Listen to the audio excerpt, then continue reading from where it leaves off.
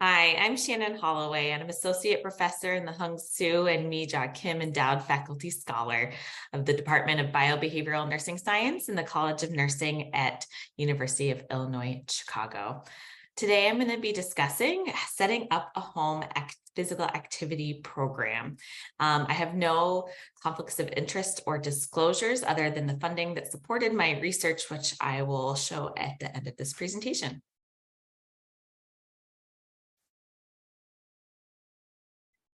I want to start today by getting a lay of the land, talking about movement behaviors and what they are in general. Movement behaviors, as we defined by the Tremblay and colleagues, including myself on that terminology consensus paper that defines movement and non-movement behaviors in a continuum or one single pie where we divvy up sections of that pie. Physical activity is one aspect of these 24-hour movement and non-movement behaviors, which includes all activities at all intensities and postures, including standing, light activity, and the more traditional structured exercise like aerobics or walking for exercise or swimming for exercise. Sedentary behavior includes both sitting and reclining behaviors, but can have negative implications to health. So that could be sitting or reclining while watching television on the computer, which we all do all the time now, and those sort of activities. Sleep, we're not going to talk about today, but we know is so important for health as well. One thing that's important to mention here is that physical activity includes both smaller movements throughout your day, as well as that more structured activity. So there is a wide range of activity that falls under that physical activity umbrella. Sedentary behavior is important to focus on for older adults, especially because older adults have the highest rates of sedentary behavior. Greater levels or more time spent in sedentary behavior is related to more chronic health problems, decreased mobility, and even mortality. But the good thing is that we have found out that even small amounts of physical activity can help as long as sedentary behavior is not extra excessive. In my research, we found that that's around 10 or 11 hours per day. So we can interrupt that sedentary behavior to decrease those negative effects. We like to promote for our older adults lifestyle physical activity. Now, you'll see in this graphic, physical activity is a big category, like I already mentioned. Lifestyle physical activity is part of our everyday movements. These are everyday life and leisure activities that you can participate in. And I'll provide a few examples coming up. Within that lifestyle physical activity, those daily life and leisure activities is that structured exercise. What makes structured exercise unique is it's planned, purposeful, and repetitive. This is what we usually refer to when people talk about becoming more active. They immediately think of structured exercise. So this tends to be more focused on moderate, vigorous physical activity. This means that your heart might be pumping, you might sweat a little bit, or you might be out of breath. This is aerobics, walking or jogging, or traditional working out that we think of. It requires planning. And the downside of focusing too much on structured exercise is that structured exercise can be very challenging for those with mobility issues like limitations or chronic health problems. It can also be pretty intimidating for those that maybe have a more inactive or more sedentary lifestyle. It can be pretty intimidating to think about, oh, I need to join the gym or start a structured exercise program at these higher intensities. This is contrasted by a more lifestyle physical activity approach. Physical activity can be easily fit into daily life, which is why I like it so much. Small amounts still can have really rich benefits. It can be completed in any environment. You do not need a gym or special equipment, and it can be customized to individual needs and preferences. Another key thing about lifestyle physical activity is that we can interrupt those long stretches of sedentary behavior, which we know has negative implications for health over time. Some examples of lifestyle physical activity could include walking the dog, gardening, dancing, taking the stairs. I like to always park in the farthest parking spot away at the grocery store to get in that additional lifestyle activity, pacing back and forth in the hall while waiting for a doctor's appointment. These are all great examples of lifestyle physical activity that you can fit into your everyday life. Some key benefits for lifestyle physical activity that are especially important for older populations is that this is more approachable, and older adults have found to report that they prefer this style of physical activity versus a structured exercise approach. It's easier and one is more likely to have higher adherence, especially over long periods of time. We know that our health isn't going to be magically fixed by a short physical activity program. So having longer periods of adherence or of participation in physical activity is going to be even more beneficial for health over long term. It's often more affordable and accessible because you don't need equipment, any sort of membership to a gym. All you need is comfortable clothing and integrating activities, ideally comfortable shoes too, and just integrating these activities into everyday life. So what should our overall goals be when we're designing a physical activity program? Now, most would turn to very important organizations and governing bodies that suggest, such as American Colleges of Sports Medicine or Centers of Disease Control and Prevention. They promote 150 minutes of moderate intensity aerobic activity every week with 2 times per week of muscle strengthening or resistance activities for 2 or more days per week. Now, that can be pretty unrealistic, overwhelming, and may even increase the risk for injury or fatigue. This is especially important to consider for those who have a more sedentary lifestyle that aren't engaging in current physical activity or have issues with functional mobility, strength, or have chronic health problems that need to be considered. So instead, we want to start with smaller baby steps. This is different ways of progressing your physical activity goals. We start off with frequency, how often someone is participating in physical activity. Then moving on to duration, how long each time during each time of that physical activity session. Finally, we focus on intensity, how strenuous that activity should be. For our older adult population, we want to focus on moderate or greater. That has shown to have great benefits for cardiovascular and brain health. However, some is better than none. So given that these goals promoted by these governing bodies can be really intimidating and maybe even a little inappropriate for all populations, let's change the goals. So no longer are we going to be focusing on simply just 150 minutes of moderate physical activity for all populations. We know that doesn't work for everyone. So instead, we want to first add some sort of small habit or change in behavior surrounding physical activity every single week.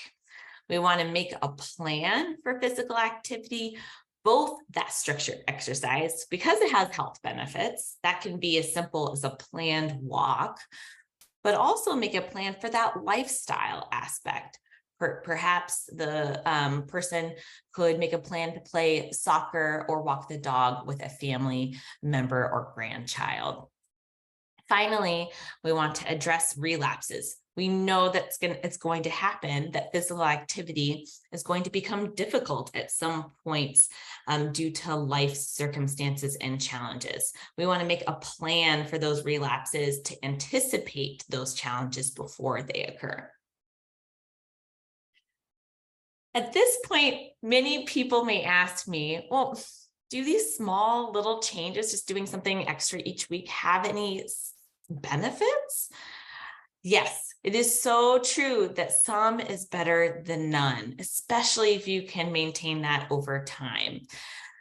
Increasing lifestyle steps of not structured exercise, just getting more steps throughout your day, we have found to have benefits of just getting 3,000 more per day over time.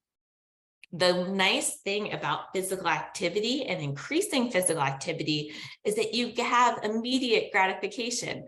There are immediate benefits, long-term benefits, and lifetime benefits to even just small increases of physical activity. So you don't have to wait too long. I'm now going to walk through steps of starting a home physical activity program. First, let's talk about health and safety consideration. Providers, whether that's a primary care provider or another person that helps discuss lifestyle changes, could give any health education if needed.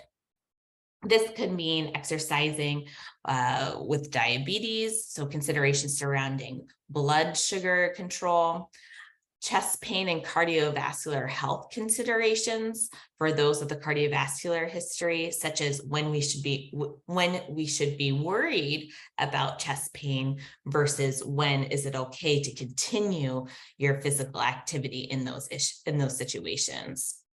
Circulation issues should be addressed. Ways of warming up and cooling down can also help the circulation issues. That's related to our environmental safety. For example, those with circulation issues should take special precautions in cold weather to protect those extremities.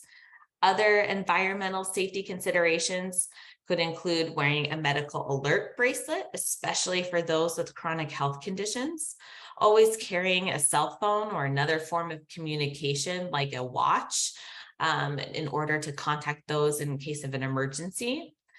Hydration. Even in winter or colder weather, we should be very mindful of hydration, hydrating before physical activity and after, as well as making a plan if you anticipate needing hydration during your physical activity session if it's away from the home. Finally, weather.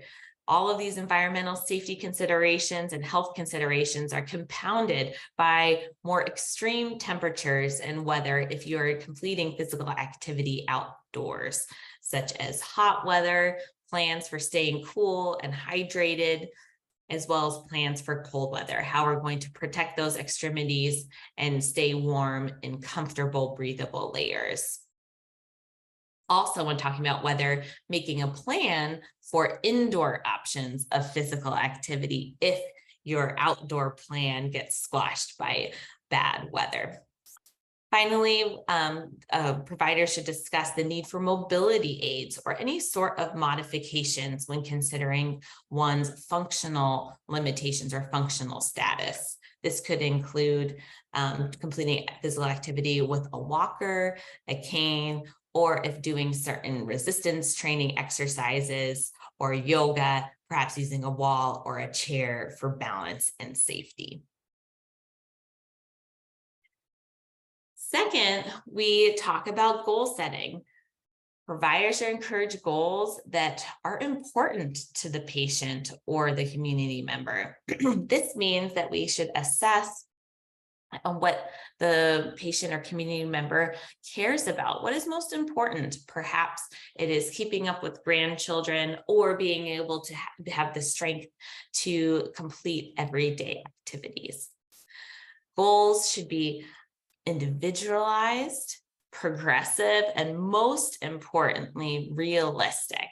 The reason why is because we know that self-efficacy or confidence in the ability to complete a goal or a physical activity program is related to adherence over time. Realistic and successful goal setting, meaning goal setting that is important, individualized, and progressive, is related to higher self-efficacy over time, meaning the patient is more likely to sustain a physical activity program. The next step, we're getting into more advanced work with our physical activity programming, is the use of self-monitoring. Patients should use a method of self-monitoring that works for them. Self-monitoring simply means tracking steps, minutes of physical activity, or ratings of perceived exertion, how intense the physical activity feels, in a way that works for their lifestyle. These days, there is a slew of ways of self-monitoring. I still have patients, though, that prefer the more traditional pen and paper diary, which is a perfect option. However, you can also get very inexpensive pedometers that track steps over time, even at the drugstore for around $10. We often give those away as well at community fairs as well. Also, you can track steps and minutes of activities and intensity via a smartwatch or on your cell phone. This could include a Fitbit as well. Providers may be able to connect patients to resources such as free pedometers at senior health fairs or diaries that they may have, notebooks for tracking lifestyle changes. After the goal has been set and self-monitoring has started, it's time to evaluate and adjust. So first, we evaluate the current level of physical activity, see if there's any increase or decrease over the past week or two based on that self-monitoring data. Then, after several weeks of that self-monitoring, we increase by 20 to 25% based on that level. Even if that level went down, you can still increase by 20%. But this amount is totally customizable to the person's confidence. We want the new goal, the increase of 20 to 25% roughly, to be met with high confidence because we know that's going to relate to likely more successful goal setting. So then we want to focus on increasing frequency and then duration and then intensity with this goal setting. I call this the bonus step.